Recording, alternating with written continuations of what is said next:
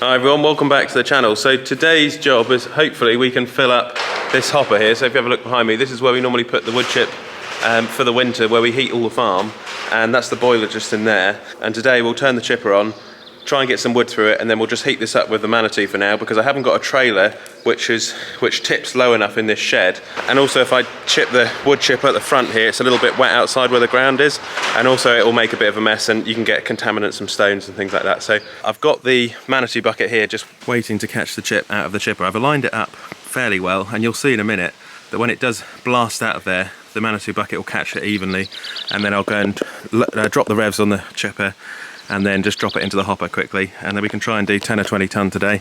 And until I get a trailer solution sorted or another tractor, in the future we could put a tractor on the trailer, but for now this will do the job. Last night I did have a good session here, moving all of these larger logs. These are some real big 30 centimetre, 40, 50 centimetre logs down here, which all want splitting up. And a lot of this job depends on the cone splitter, which is a small sort of triangular shaped device which goes on a mini digger, and then the wood can be processed. So we could spend a couple of days here processing the wood, pulling it all out, handling it. We've got some big oak trees in there, we've got some willow trees in there which want quartering up, and then we can really go at it and get all of this lot done, fill up the wood store, and then we'd have plenty of wood in the wood chip store to last us for 6 months. So we'll fire up the chipper and get going. Alright, so a quick update just on the crane. There's 12 valves, it's very complicated, and I've just thought of some zip ties. We need a different free flow return valve for the hydraulics at the bottom there. So there's there's a free flow return which needs to go into that spool there, and I've got the wrong one. So we've got to wait until we get that, and then we can use the crane, and that will be later on this week. I asked a couple of companies over the weekend and on Friday about it, and they said they can't get any at the moment. They might not have any in stock. Also, we've got to get a new hose because a couple of these hoses have perished on the crane. The crane is older than the chipper. The crane's 2009, the chipper's 2020. So it's another project we've got to do. We've got to rebuild it. But for today, we'll just try and load it by hand. If we have a look here, there's a switch on the side, and if we change from auto to hand, it will then allow us to feed the chip through the hole by hand. So we'll just do that for a little while today, just to get a few bucketfuls. But if it will do one thing today, it will make us appreciate the crane when we get to use it, when it's all set up and we get the parts.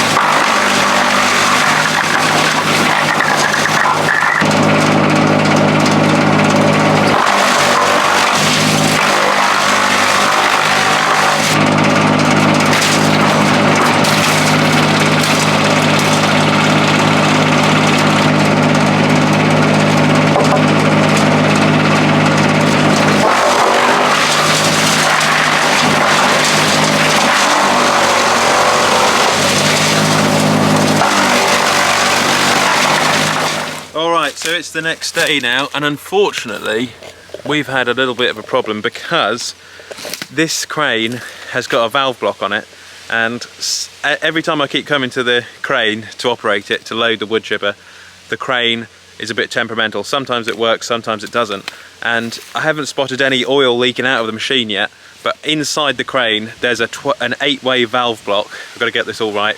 And the 8-way valve block could be closed center valve block, or it could be an open center valve block. Basically, we need to get the valve block to speak to the tractor. That's one possibility why the crane doesn't want to play ball when the hydraulics are flowing to it. Another possibility is that the 3/4 hose going to the tractor is on a 1/2-inch adapter which the previous owner had put on, and that was also the wrong adapter, which could have been causing some back pressure in the crane. There's two main options which it could be. So I spent all day Sunday pulling this apart. All of these hoses here had to be colour coded because in total there's 22 different hoses which all have to be colour coded, and at the front all the electrics have got to be colour coded. I've got them all out. I managed to get a pack of zip ties, colour them all up. I couldn't film it because I was absolutely covered in hydraulic oil when I got in on Sunday night.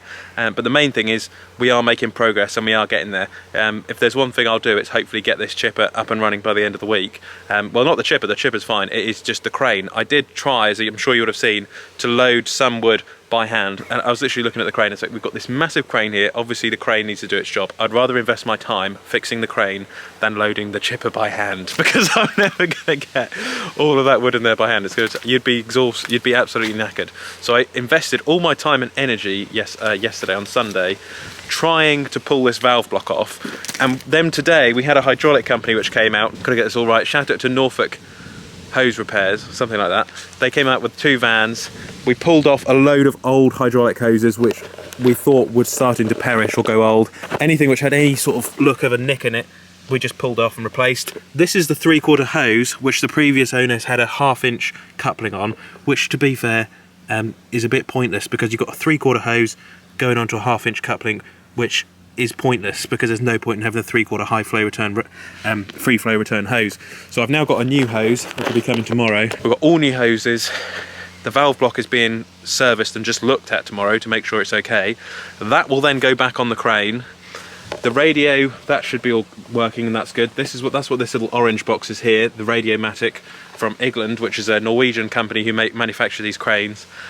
So I've got the hoses right, the valve block will be coming back. So if I finally get it all set up and get it all fixed and it still doesn't work, then the problem will be the tractor's hydraulics not wanting to speak to the crane's hydraulics, because the tractor's open centre and I believe the crane might be closed centre. But that it might be that we get it all back tomorrow and it works. But there's a lot of pressure on this, guys, because obviously if the crane doesn't work, if the chipper doesn't work, then you know the chipper's not the good chipper for us. But it will be, because I will make it work hopefully. But it's all just time and getting it going. And another thing which I wish somebody had told me before I bought this chipper was that you've got to be really careful with these chippers, because on the insides of them, this is only an issue with TP chippers. You get these big chunks of wood here which come out of the rollers. This is a design fault by TP, and they will block up here and sit against the guard which used to go on here.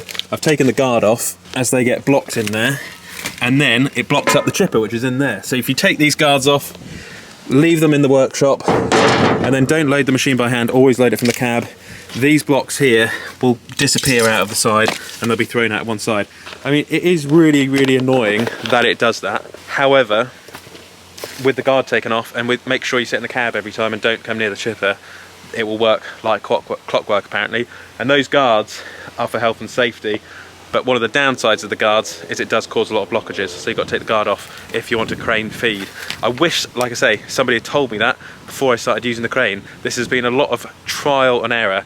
And also, another thing as well, it just keeps on going. I've had to learn so much about hydraulics, I've had to learn about PGO chippers, I've had to learn about free flow and returns. I've got here a box of goodies which I've been ordering so much stuff for this crane. So what have we got in here? We have got a 3/4 coupling. This is a male, but basically this little devil here goes in the back.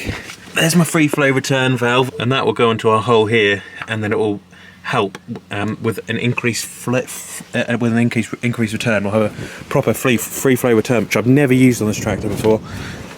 And then we've just got loads of stuff in here. We've got D plugs for the control box. Then I had to buy this little tiny annoying little packet of fuses, tiny little fuses from some other part of the world. Hang on, anyway, that goes in there. These tiny little fuses, I couldn't even get a 13 amp fuse because the fuse went on the control box which runs the chipper. And of course they don't tell you that when when you get these chippers, you have to make sure you get the right fuses as well. So it's very specialist stuff which you have to make sure you have before you can even attempt to start using the crane and the chipper. But once you get it all set up, like all these things, and you learn about stuff, it's not so bad. And these are really handy as well for anybody who's from farming or construction or ag or whatever. Get yourself a pack of multicolored, these are a 12 pack of different colored cable ties. And one of the great advantages of this is you can differentiate between all of your hydraulic hoses. I'm going to start using these on all of our attachments from now on, because they're absolutely amazing for just making sure that you get the right hydraulic hose in the right spool valve, in the right fittings. it is what it is, guys. You know, it is what it is. So hopefully tomorrow we'll go to the Suffolk show. It's going to be raining for a few days anyway. I've got the hydraulic company coming out again tomorrow in the morning, when they hopefully get their machine fixed for fixing hydraulic hoses, and then we'll give it another go. We'll give it another go.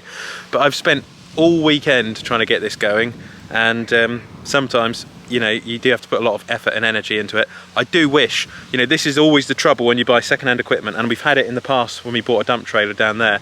I'd literally bought that AS Marston over there, brought it back to the farm, tipped 10 tonne of muck, and the hose blew up, went all over the windscreen, then I had to buy a new hydraulic hose. You know, sometimes things get advertised as one lady owner, immaculate condition, hardly used, like this chipper was. The chipper's brand new, to be fair, but the crane is quite old.